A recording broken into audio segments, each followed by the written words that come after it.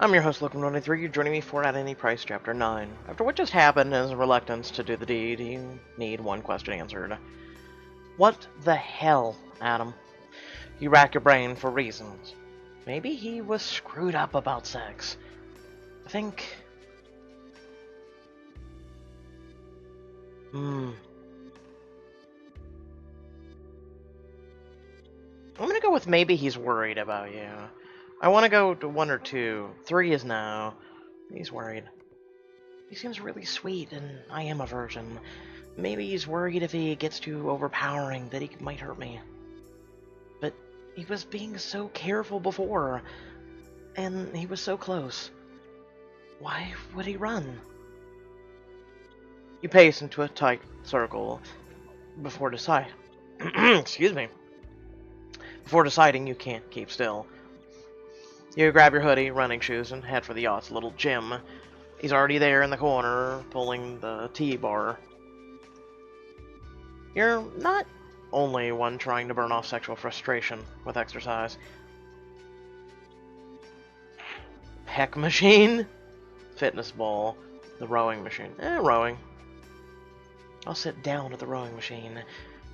You try to get in it, and it's a solid, strenuous upper body workout, but it's not good enough, and you need to go faster. Running's the only thing that does it for me. You get on the treadmill, put your earbuds in, press play, and start running. It's a bit faster than you should go, but you want to burn off the energy as quickly as possible. You're at an all-out sprint when he enters your line of vision. He stands in front of you, mouthing something. You shake your head.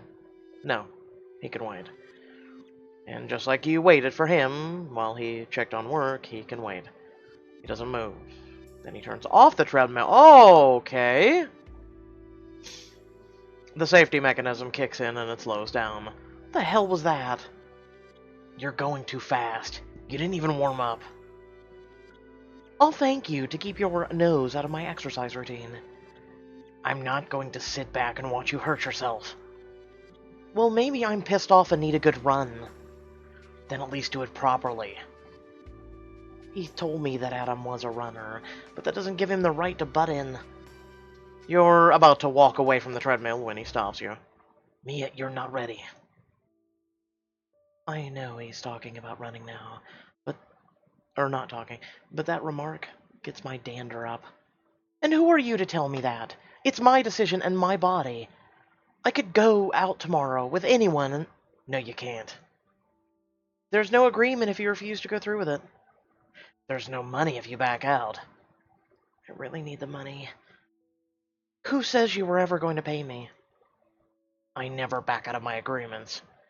You backed out twice now? I can't take this. I opened up to you. You asked me to be honest. I was, and now you're punishing me because I told you about my past?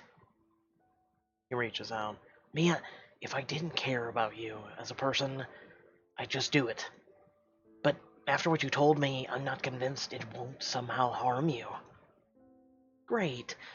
If not now, when? Never? I need the money, Adam. He tilts his head and studies you with those dark, piercing eyes. As I recall, you're going to retake your MCATs and put in your applications. What do you need for it? You glance away. Can you afford to tell him the real reason? No money, no ranch. If your mom loses her ranch and goes the bed and breakfast, there goes her livelihood. No livelihood, no cancer therapy. And, well, also, before we continue, it's her livelihood.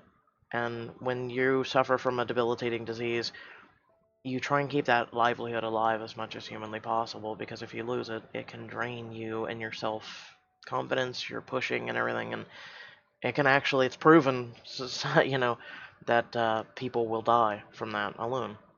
Because if their will is gone, yeah.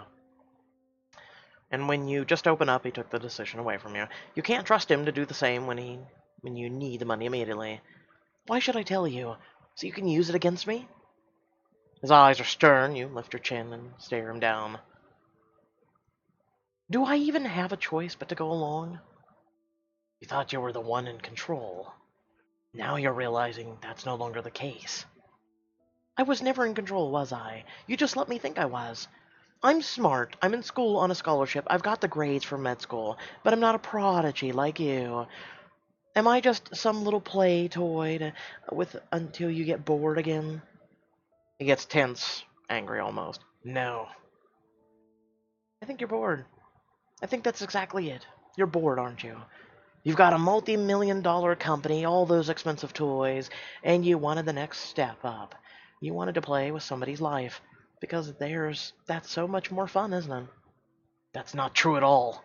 Bullshit. Does anyone love you? Or can you even let them?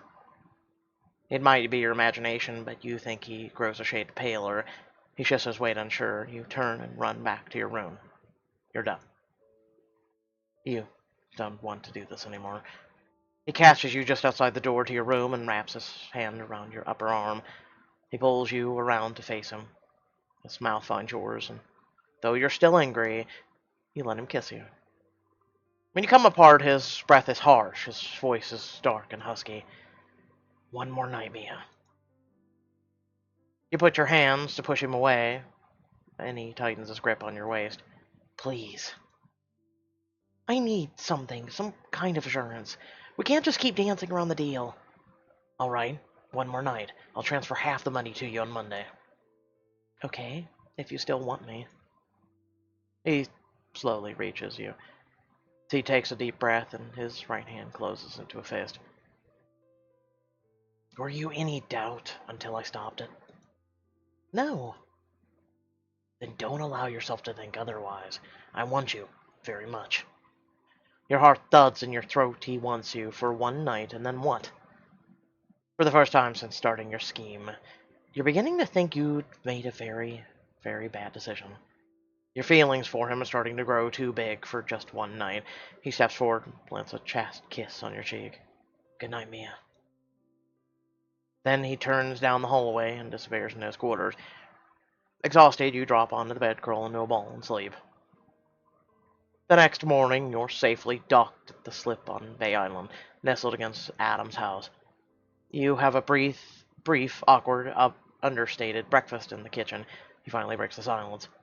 Do you have any plans for later? Apparently, I'm at your disposal. I mean for dinner. Just dinner. Tonight. I don't have to be back to work until the late shift tomorrow. I can call Heath back out this afternoon. I have to work on my blog post for this week. It's only a few hours. Not if I have to spend 2 hours getting ready. It's not that kind of dinner. It's just a family thing at my uncle's house. Barbecue. Did I just hear him right? He wants me to take me to a family thing? I'm suddenly curious. Okay, sure. He drives you home, walks you to your door, carrying your bag, but you're not alone. You notice sudden movement near the couch. You scream. Adam pushes you behind him. What the? Yeesh. Way to scare the hell out of me. Heath, what are you doing here? You vanished. I came over here to track you down. Good to see you, Bowman. Good to see you too, Drake. You've been with her all weekend? More or less. Adam shifts and senses the awkward moment between you and Heath happening. I'll let myself out. See you at 6. He turns and plants a kiss on your cheek as he hands you your bag. Heath is slack-jawed as Adam walks out of the door and shuts it behind him. So, you need to tell me what the hell is going on with that. Right after now. I play-tested the new expansion. Went to space. He had a dolphin problem. I playtested the new expansion? We played the new expansion all weekend. You have a tan, Mia. We played it in tanning booths. Uh-huh. That was horrible. No, stop. I'm sorry I didn't answer your message. I got in late on Friday and forgot to call back Saturday. You better be sorry. Your mom can't get a hold of you, and I'm worried. And what was with you two? And what is that? Heath points to the brand new laptop next to your Frank computer. Have you two even banged yet? Not exactly, but he gave me a laptop and a new phone. You hold it out to him. He gives you a surprised look. People are on waiting lists for this phone. And the laptop! I know, I looked it up. It starts at $3,000. What's his deal? Spend the entire weekend with him and he didn't get busy? Friday we couldn't. The boat wasn't there. We went on an overnight trip last night and... And? Nothing. See? He's gay! I knew he was gay! No, he's not. We spent the day together. It was terrific. And then yesterday, before dinner, I told him about what happened in high school. How much of it? Everything. It was easier to tell him than I thought. It was just all came out. Oh, I get it. He doesn't want to touch you now because you're damaged goods. I think it's the opposite. He said he wasn't sure I was ready. He said he wouldn't forgive himself if I freaked out about it. Like I did in Amsterdam. See? You freaked him out. This is why you should have called me. So we can talk about it. Ugh. Right. Tell me, how did he handle it in Amsterdam? Pretty well, I think. And when I told him, he said he couldn't possibly judge me. Okay, he's still gun-shy because he thinks you might freak out again. So, to fix it before you bang, you dating? A good actual perspective on it. We're not dating. It's a family barbecue and a dinner. Man, this was a deal for one night, and now it's been weeks. You guys bring your pre-release phones and $3,000 laptops for one night? You picked him, Heath. You said he was the best choice. He was! But this whole thing started out crazy and took left turn into bizarro world. Look, I'm split on this. Because I still want you to have a good experience. And I agree with him. I don't think you're over what happened in high school yet. But he keeps stringing you along, giving you all these nice, new, shiny things. Meanwhile, I still see a bunch of zeros in that bank account we set up. We were doing this for money, and now what are you doing it for?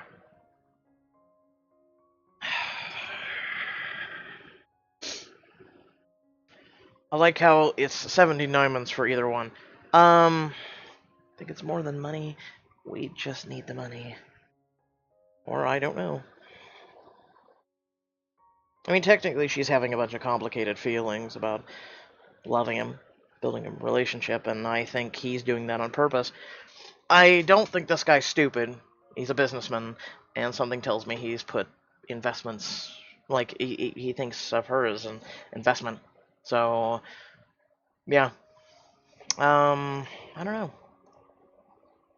I do. You know what I think? I think you're perfectly okay with it.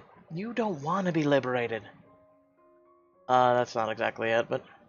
You don't want to go to med school, or to help your mom. You don't mind the back and forth, last minute nonsense that keeps pulling. You like being his personal call girl. You're so messed up, Mia. This is the healthiest relationship you've ever had. So what? Honestly, you either need to bite the bullet or drown in your own bad decisions. They're mine to make, Heath. And don't you dare tell me I don't care about my mother. Fine, don't listen to me. Wow, you were gonna play that card? Dude. You're a big girl now. You handle your business. I'm done.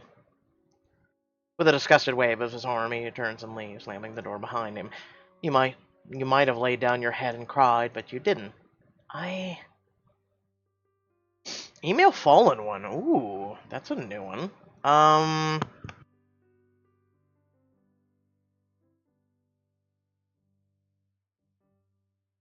Oh, sorry, my nose.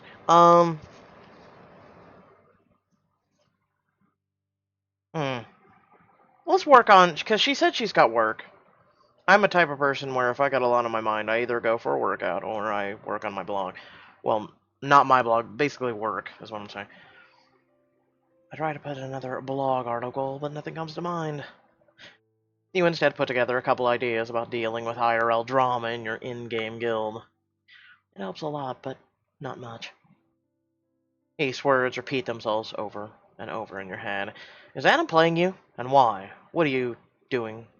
What you're doing truly sick, and you don't have an answer. Every time you think about him, strange feelings rise up in your chest and crowd everything else. You check the time, 1 hour to barbecue. You signed, you're ready. Adam is very prompt when he picks you up to go to his uncle's house. It's in the next city over from you, Tustin, near the rolling hills that swept towards the canyons. You're hardly out of the car before two young boys come racing out of the house. Adam bends down and scoops each one up in a muscular arm, pulling them off the ground. Holy crap, you two are getting heavy. The two boys seem surprised that Adam brought a girl and remark at it. He ignores it and ushers you inside after they start pretend driving the car. He gives them strict instructions not to touch the gear shift or emergency brake. I can't believe he'd let cars fiddle around in a car that's worth a fortune. Don't worry, they get bored with it after about 10 minutes. You're introduced to a slew of relatives you're having trouble sorting out, and then his Uncle Peter. I'm surprised they didn't go with Uncle Ben. It's probably the only thing he hasn't died in. No. He's tall, thin, soft-spoken, and not at all surprised I'm here. That means Adam probably didn't know what to expect me. Welcome. How do you like your steak? I like it. I'm gonna go with medium well, actually. Medium well, for safety reasons. Peter narrows his eyes. I can tell he's a little disappointed. I can respect that. I think Adam's on his phone again, so feel free to look around. Steak's gonna take a while. Thanks. Where's the bathroom? Down the hall. Third door on the left. You thank him and head to the bathroom. You see movement in one of the bedrooms on the way back. You poke your head in and see a tall man in his mid-20s at an L-shaped table painting something small. He's good-looking, but he takes one look at you and just as quickly looks away. Hi. Oh, hi. You're Mia. Adam told me about you. That catches me off guard. He speaks in monotone, and he's so matter-of-fact about it. What's your name? I'm William Drake. Peter Drake's son. For part of your qualifications for med school, you volunteer to work with special needs teens and adults. Most of them have Asperger's syndrome, or another form of autism. Pretty sure William's on that spectrum. May I ask what you're doing? Painting figurines. Wow. Thank you, Chapters. This is actually one of the only apps that has actually covered something like that. It's got shells of pewter figurines already painted. I see wizards, thieves, magicians, elves, dwarves. These are awesome. The figurines are maybe an inch tall, made of pewter and painted in great detail.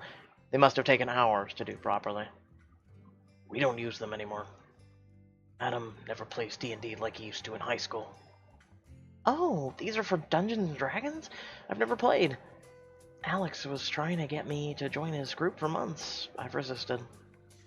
We used to play all the time. A big group of us. Adam was the DM. I'm not surprised. The Dungeon Master controls the story and the game environment for other players. With his control freak and tendencies, that make perfect sense. And you painted all the figurines? I paint for my job, too. I work in the art department for Dragon Epoch. You take a seat across from him and follow his delicate movements. He's painting a female sorceress with flowing purple robes covered in golden symbols. You must get to see Adam all the time if you work with him. He glances at you out of the corner of his eye but keeps working, head tilted down. No, hardly ever. I barely see him at all anymore.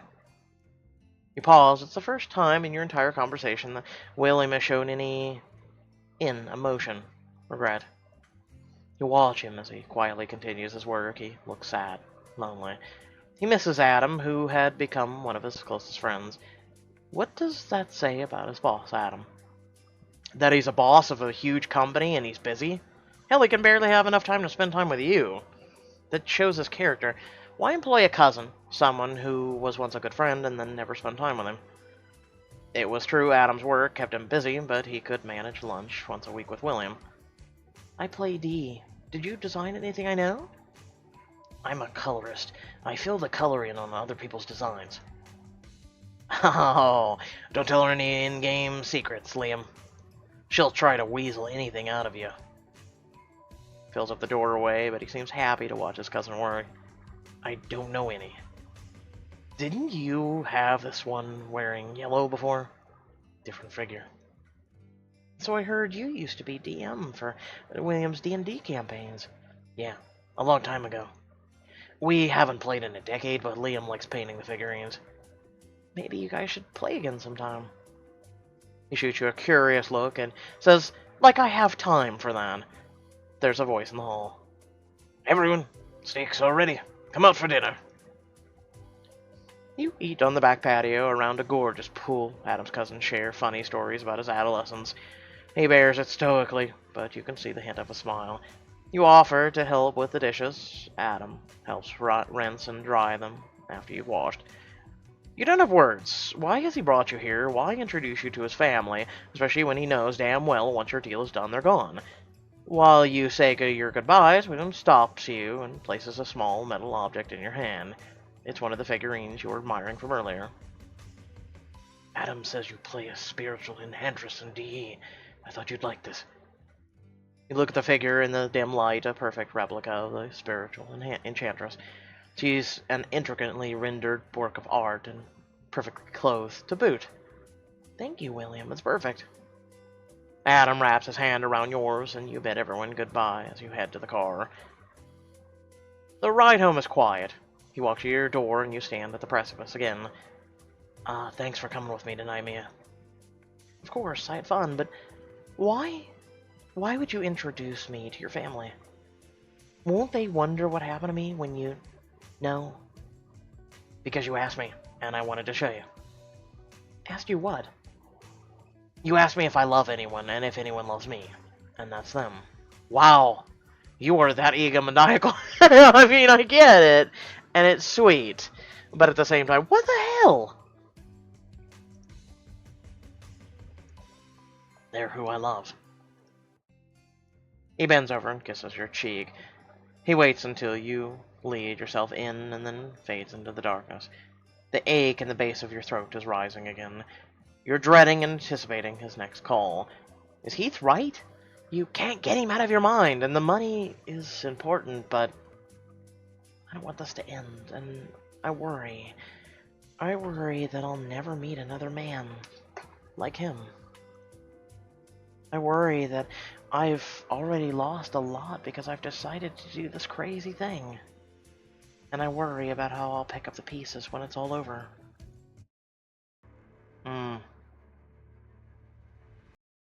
I mean, again, and people didn't find relevancy when I pointed out at the beginning of this book, and I'm going to point it out again. Virginity is something you should cherish. It's something you should hold on to. You know, yeah, it really is. I don't know what else to say, really, besides that. Aside from where this book is going, I have no clue. I have no clue. Like, I enjoy it. I feel like maybe they'll fall in love, and I'm assuming, like, again, I feel like this is a business advancement, or a business investment for him, because he is smart. He's not stupid. He's investing in a business venture. He's investing in something that's going to pay out long term. Think about it. Would you rather pay for the first time of a relationship where most people are going to come for money, or is someone, you know, you're stalemating and dragging along? Are they someone who will, and clearly is developing feelings for you, will they more or less become more involved with you than someone who you met that knows you and they're like, oh, hey, and then they think in the back of their mind, money, and they'll do anything to appease you? I don't know. It's a very complicated circle. It really is. It's a very complicated, just a set of emotions, set of everything. So with that being said, I hope y'all did enjoy. Remember to like, share, and subscribe. Head in the description below. Links to social media, our Discord, and a few links to support me and my content. And without further ado, I'll catch you all in the next video. Peace.